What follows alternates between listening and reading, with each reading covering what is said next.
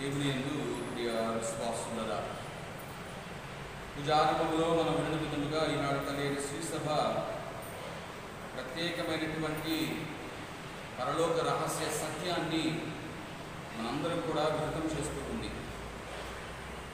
యావత్ శ్రీసభ ఈనాడు పరమ పవిత్ర త్రిత్వైక సర్వేశ్వరుడి యొక్క మహోత్సవాన్ని జరుపుకుంటూ ఈ త్రిత్వైక సర్వేశ్వరుడిలో దాగి ఉన్నటువంటి విశ్వాస సత్యాన్ని స్మరణ చేసుకుంటూ ఉంది. పిత దేవుడా అంటే దేవుడు అని మనందరం కూడా సత్యోపదేశ సంక్షేపంలో నేర్చుకుంటూ ఉంటాం. పుత్రుడు దేవుడా అంటే దేవుడు అని చెప్పి నేర్చుకుంటూ ఉంటాం. పవిత్రాత్మ దేవుడా అంటే దేవుడు అంటాం. మరి ఈ ముగ్గురు వ్యక్తులు ముగ్గురు దేవుళ్ళా లేక ఒకే దేవుడా అంటే ఒకే దేవుడు అని చెప్పి సమాధానం చెప్తాం. ఇది ఎట్లా సాధ్యం అన్నదానికి స్వభావంలోనూ ఆలోచనలోనూ కార్యములందును ఈ ముగ్గురు కూడా ఒకటే, ఏ భేదాభిప్రాయం కూడా లేదు. ఒక కుటుంబం, ఆ కుటుంబంలో భర్తను నమ్మి భార్యగా వచ్చినటువంటి వ్యక్తి భార్యను ప్రేమించి గౌరవించి స్వీకరించినటువంటి భర్త, వారిద్దరి యొక్క ప్రేమ ఫలితంగా పుట్టినటువంటి బిడ్డలు, వీరు ఒకే కుటుంబం, ఒకే రక్తం. ఈ బిడ్డలు పుట్టిన దగ్గర నుంచి చిన్నప్పటి నుంచి కూడా ఈ తల్లిని తండ్రిని చూస్తూనే పెరుగుతూ ఉంటారు. ఆ విధంగానే వారి యొక్క జీవితాన్ని కొనసాగిస్తూ ఉంటారు. కానీ వీరందరూ ఒకటై ఉన్నా కూడా వీరికి కావలసినటువంటి వాటి అన్నిటి కోసం ఒకరి మీద ఒకరు ఆధారపడుతూ జీవిస్తూ ఉండి ఉన్నా కూడా వీరిలో భేదాభిప్రాయాలు, వీరిలో ఆలోచన విధానంలో తేడాలు, వీరిలో ఒకరంటే ఒకరు పడనటువంటి తత్వాలు, స్వార్థం ఎదిగే కొద్ది నిదానంగా మనుషుల్లోకి చొరబడుతున్నటువంటిది స్వార్థం, అసూయ, ద్వేషాలు. తోడ పుట్టినటువంటి వారిని దూరం చేసుకునేటువంటి విలువలు లేనటువంటి కుటుంబాలు, సమాజాలు మనం చూస్తాం. మరి ఈ విధంగా కలిసి బ్రతుకుతూ ఉన్నటువంటి వీరు వ్యత్యాసాలు వేరుగా ఉన్నాయి, స్వభావాలు వేరుగా ఉన్నాయి, ఆలోచనలు వేరుగా ఉన్నాయి. మరి ఈ ముగ్గురు వ్యక్తుల్లో ఈ ఆలోచనలో వేరు కానీ స్వభావాల్లో వేరు కానీ ఏమాత్రం కూడా తేడా లేదు అని చెప్పి పరిశుద్ధ గ్రంథం కావచ్చు, మనకు నేర్పించేటువంటి శ్రీసభ విశ్వ సత్యాలు కావచ్చు మనకు బోధిస్తూ ఉన్నాయి. వారిలో ఏమాత్రం కూడా తేడా లేదు. మామూలుగా మనుషులుగా మనకున్నటువంటి ఈ చిన్న మేధస్సుతో ఈ త్రిత్వైక సర్వేశ్వరుని అర్థం చేసుకోవాలంటే సాధారణమైనటువంటి విషయం కాదు. కానీ ఇది అర్థం చేసుకోవడానికి పరిశుద్ధ గ్రంథ ఆధారంగా మనం చేసుకోవాల్సింది ఏంటయ్యా అంటే, మొట్టమొదటిగా దేవుడు సృష్టికర్తగా ఈ లోకములకు పరిచయం అవుతూ ఉన్నాడు. ఈ లోకాన్ని తన రూపంలో సృష్టించుకోవటానికి ఇదిగో ఆయన నాంది పలుకుతూ ఉన్నాడు. ఆది కాండంలోనే మనం చూస్తాం. అక్కడ దేవుడు ఇంకొక వ్యక్తి ఉన్నాడు నాతో పాటు అన్నటువంటి సత్యాన్ని వ్యక్తం చేస్తూ ఉంటారు. ఎట్లా వ్యక్తం చేస్తాడయ్యా అంటే, ఆయన ఇక నేను మనిషిని సృష్టిస్తాను అని అనుకోవా, నన్ను పోలి నా వలే ఉన్నటువంటి వాడిని సృష్టిస్తాను అని అనలా, మనలను పోలి మమ్ములను పోలి ఉన్నటువంటి వాడిని మేము సృష్టిస్తాము అనగా అక్కడ ఒక దేవుడితో ఇంకొక వ్యక్తి అనేటువంటి వాడు ఉన్నాడు, ఇంకొక వ్యక్తి ఉన్నాడు అన్నటువంటి సత్యాన్ని మొట్టమొదటిగానే సృష్టి ఆరంభంలోనే దేవుడు వ్యక్తం చేస్తూ ఉన్నాడు.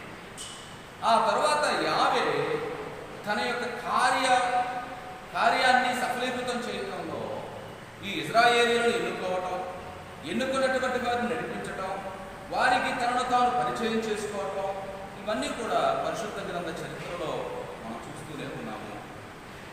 విశ్వాసులరా, ఈనాడు మనం విన్నటువంటి మొదటి పట్టణం నిర్గమాకాండం నుండి 34వ అధ్యాయం నుండి తీసుకునబడినటువంటి సందర్భం ఇది. మొట్టమొదటిసారిగా యావే దేవుడు సినాయి పర్వతం మీదకు మోషేను పిలిచాడు. ఆయనే స్వయంగా ఇదిగో రాతి పలకల మీద 10 ఆజ్ఞలను ఇచ్చాడు.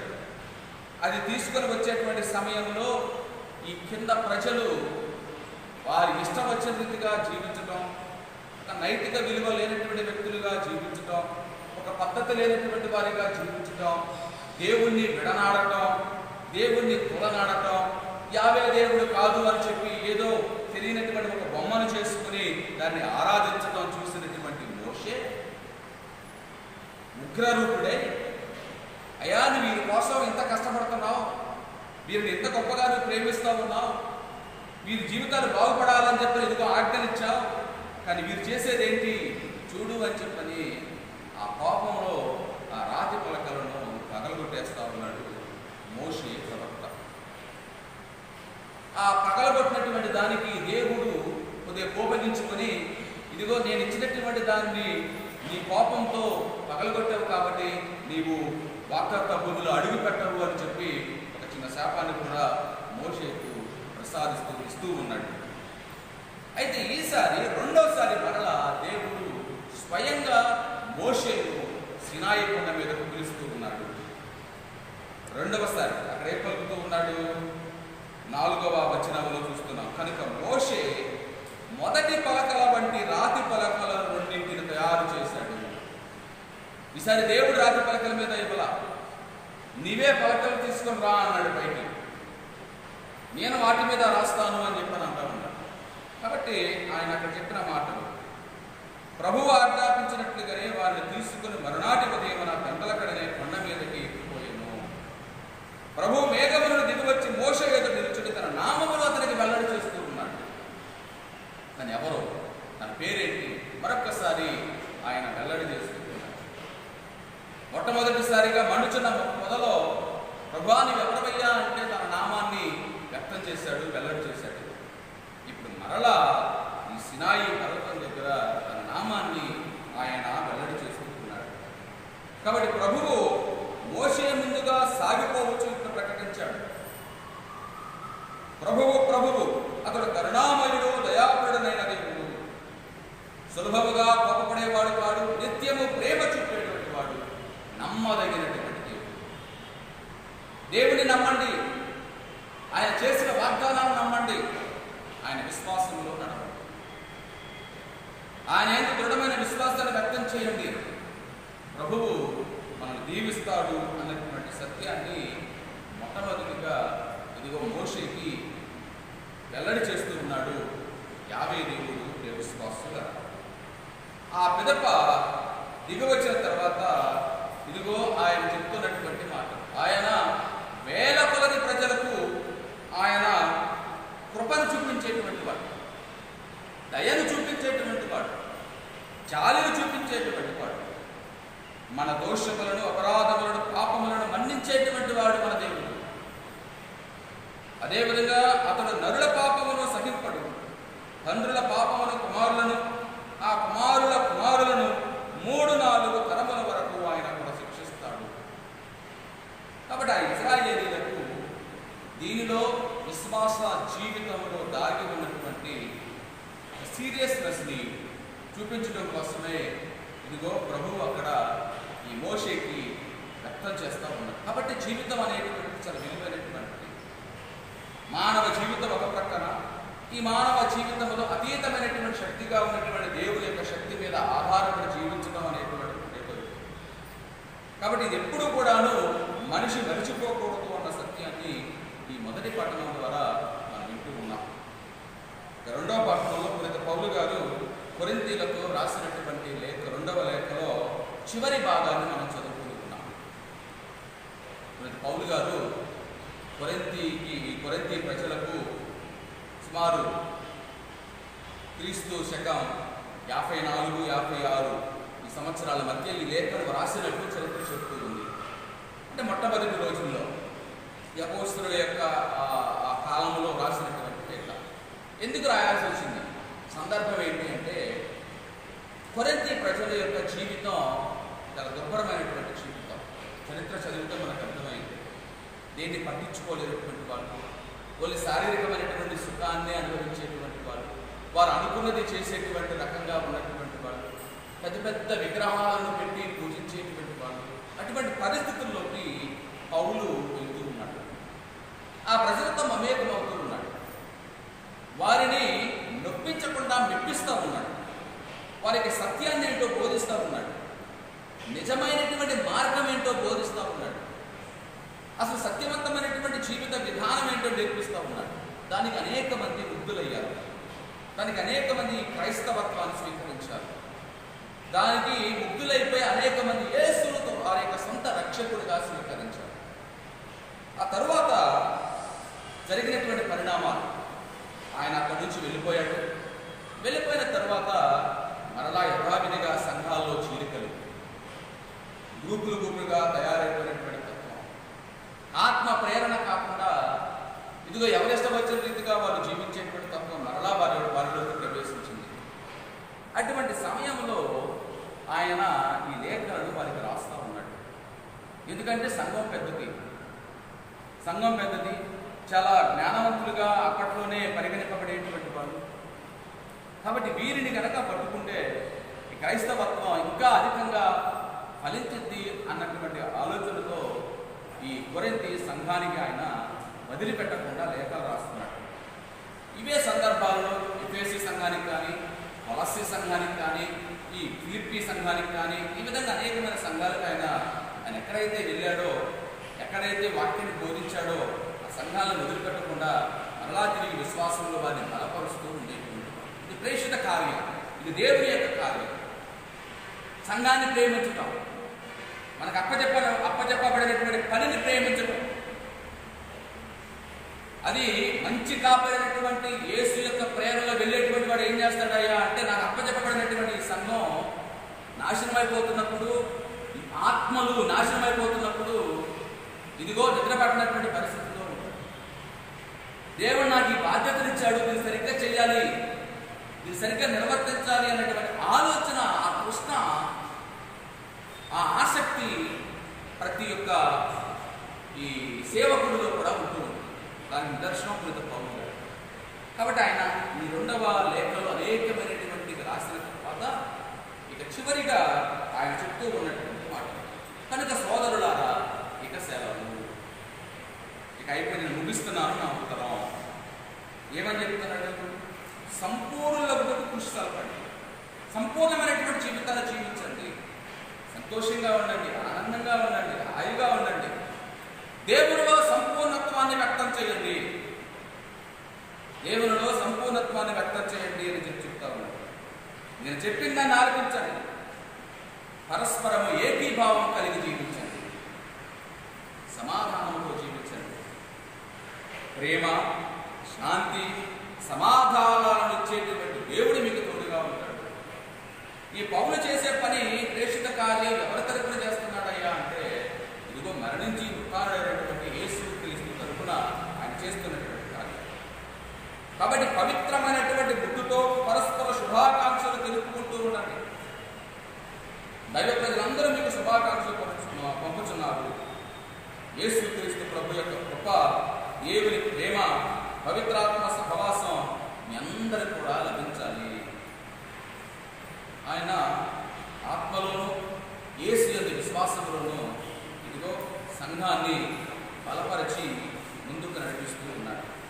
కాబట్టి విశ్వాసులు వారు చేసినటువంటి కార్యాలలో సృష్టికర్త అయినటువంటి యెహోవా దేవుని యొక్క తోడ్పాటు, ఈ లోక రక్షకుడు అయినటువంటి యేసయ్య యొక్క ఆజ్ఞ, ఆత్మదేవుని యొక్క నడిపింపు, ఈ 3 కూడా సంపూర్ణంగా పొందుకున్నటువంటి వారై ఉన్నారు. కాబట్టి అపోస్తలులు దేవుని యొక్క నామంలో నిలబడ్డారు. వాళ్ళు నిలబడిన చోటల్లా కేవలము మానవ జన్మ ఎత్తినటువంటి యేసువే కాదు, కానీ ఇదిగో మోషేకు పరిచయమైనటువంటి యెహోవా దేవుడు, ప్రభువు వాగ్దానం చేసినటువంటి వాగ్దత్త ఫలమైనటువంటి పరిశుద్ధాత్మ, వీరు తోడుగా ఉండి అపోస్తలులను ముందుకు నడిపించింది. ఈ ప్రేషితమైనటువంటి కార్యం అంచెలంచెలుగా అభివృద్ధి చెందడానికి ఇదిగో ఈ త్రిత్వైక సర్వేశ్వరుడి యొక్క గొప్ప నడిపింపు అపోస్తలులకు తోడుగా ఉంది. కాబట్టి అదే సర్వేశ్వరుడు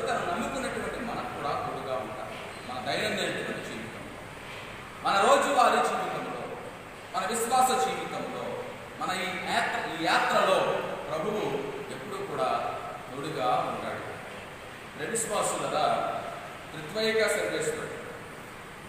మన ఉదయం లేవగానే మన క్రైస్తవత్వం, మన కథోలిక విశ్వాసం ప్రకారం మనకు నేర్పించేటువంటిది పితా, పుత్ర, పవిత్రాత్మ అనే నామంతో మన యొక్క రోజును మొదలు పెట్టాలి.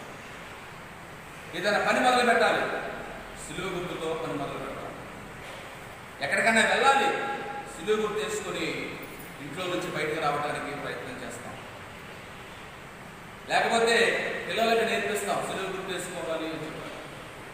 గబుక్కున ఏదైనా పని మీద బయటకు వెళ్తున్నప్పుడు ఇదిగో సిలువ గుర్తు వేసుకుని మన గుమ్మం బయటికి వస్తుంది. కాబట్టి ఇదంతా కూడా మన యొక్క జీవితంలో ఒక భాగం అయిపోయింది.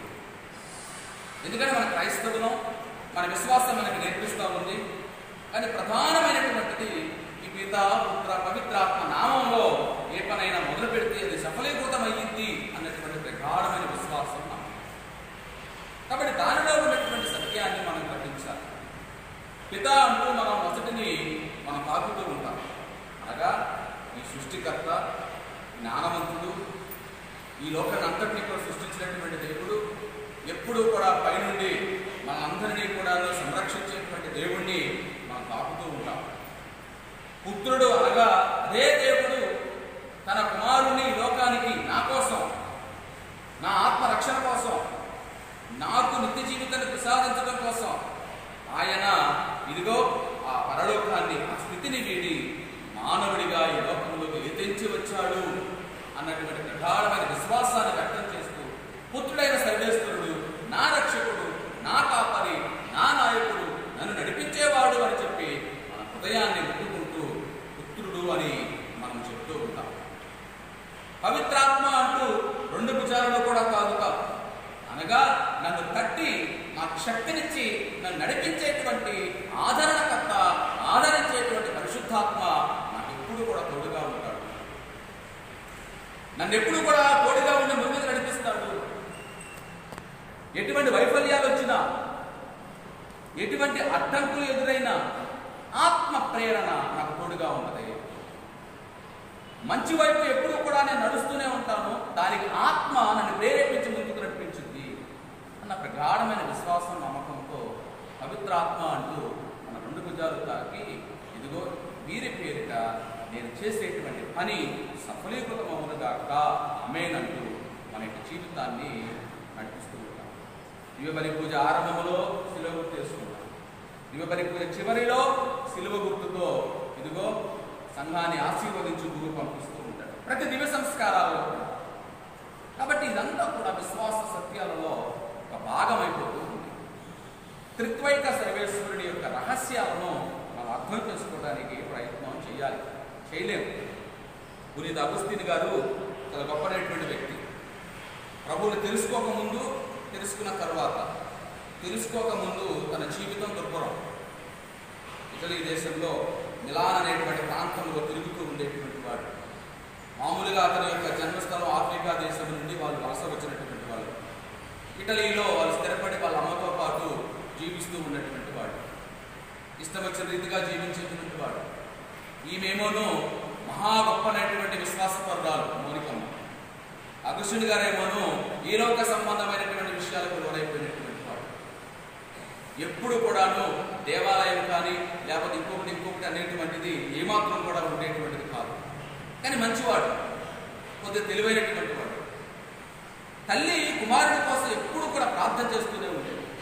అయ్యా నా బిడ్డను మార్చు, అయ్యా నా బిడ్డని దేవాలయానికి వచ్చే విధంగా చెయ్యి అని చెప్పి ఎడతెరిపి లేనటువంటి ప్రార్థన చేసేది. చరిత్ర చెప్తూ ఉంది. సుమారు 33 సంవత్సరాల పాటు ఆ తల్లి ఎడతెరిపి లేకుండా ప్రార్థన చేసింది. ఆ మిలాన్ ప్రాంతంలో పునీత ఆంబ్రోస్ గారు అప్పటి పీఠాధిపతిగా ఉంటూ ఉండేవాడు.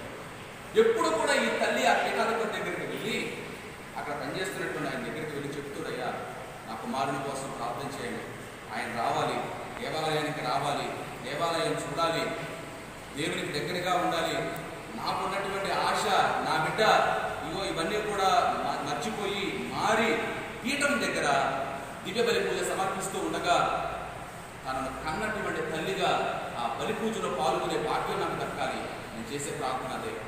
కాబట్టి నా బిడ్డ కోసం ప్రార్థన చేయని చెప్పిన మౌనికమ్మ ఎప్పుడూ కూడాను ఆ పీఠాధిపతిని ఆంబ్రోస్ గారిని అడుగుతూ ఉండేదంట. ఈమె వ్యక్తిగతంగా ప్రార్థన చేసేది.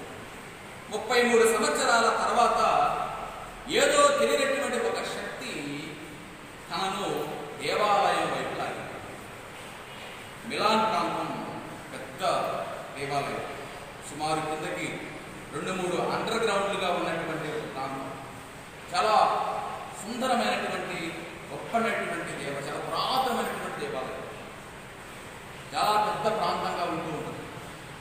అక్కడ ఇప్పటికి కూడాను ఈ పునీత అగస్టిని గారు మొట్టమొదటిసారిగా జ్ఞానస్నానం పొందినటువంటి స్థలం ఇప్పటికీ కూడాను అది రక్షింపబడి అట్లాగే ఉంది. ఒకసారి ఆయన ఇట్లా వస్తూ ఉండగా ఆంబ్రోస్ గారు దేవుని యొక్క వాక్యాన్ని ప్రకటిస్తూ ఉన్నారు. ఆ వాక్యాన్ని విన్నప్పుడు తనలో తెలియనటువంటి ఏదో ప్రేరణ కలిగింది. నేనేం చేస్తున్నాను, నా జీవితం ఏంటి, నా పయనం ఏంటి, నా మార్గం ఏంటి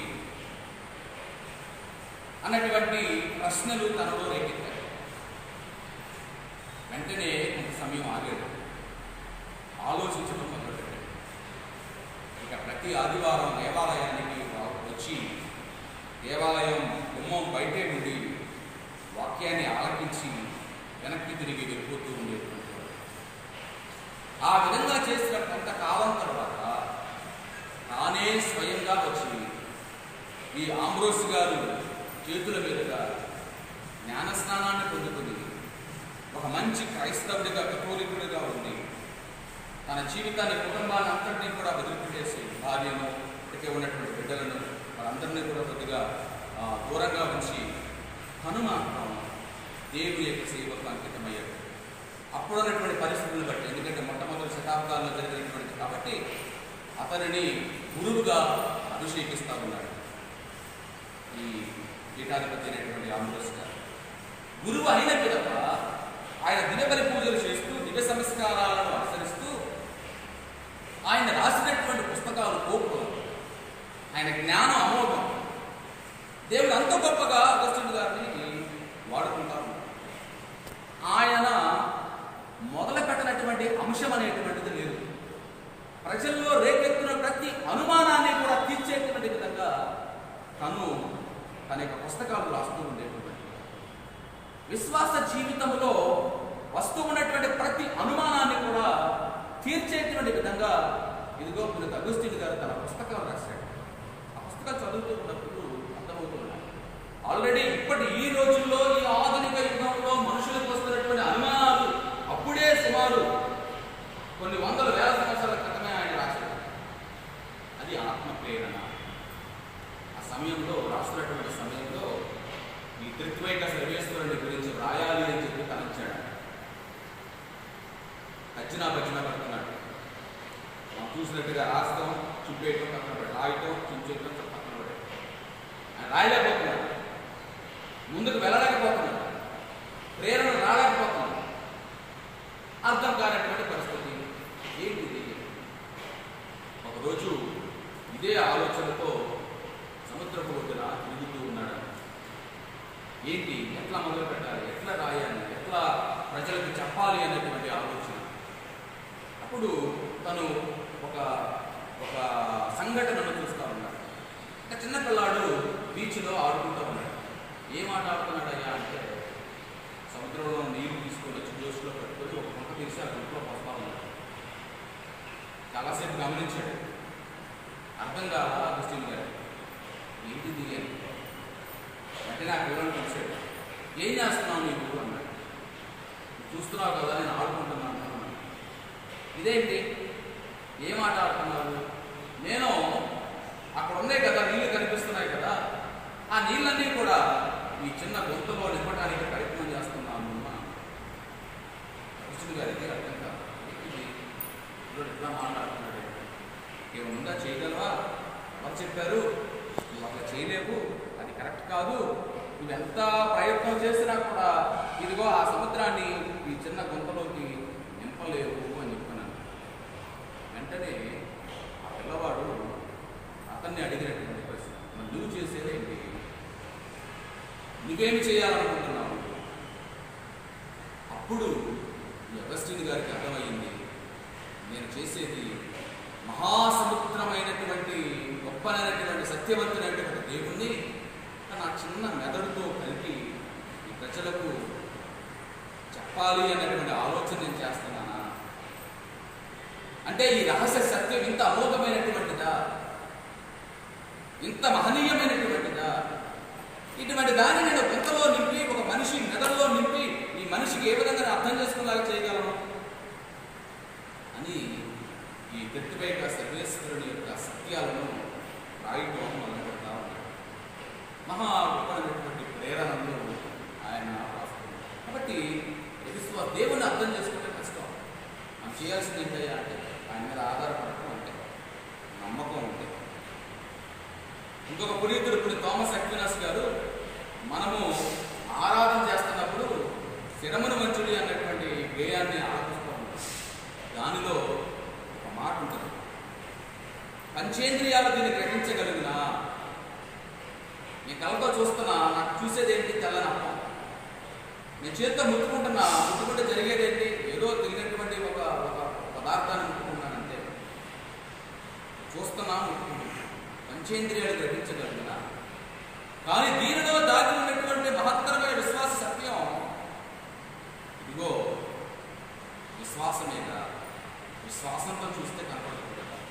వచ్చే ఆదివారం మనం యేసు ప్రభుని యొక్క పరమ పవిత్ర శరీర రక్తాలను స్మరణ చేసుకుంటూ ఉన్నాం. కాబట్టి విశ్వాసంతో, నమ్మకంతో దేవుని మనం గ్రహించడానికి ప్రయత్నం చేసినప్పుడు మాత్రమే దేవుని యొక్క మహత్తరమైనటువంటి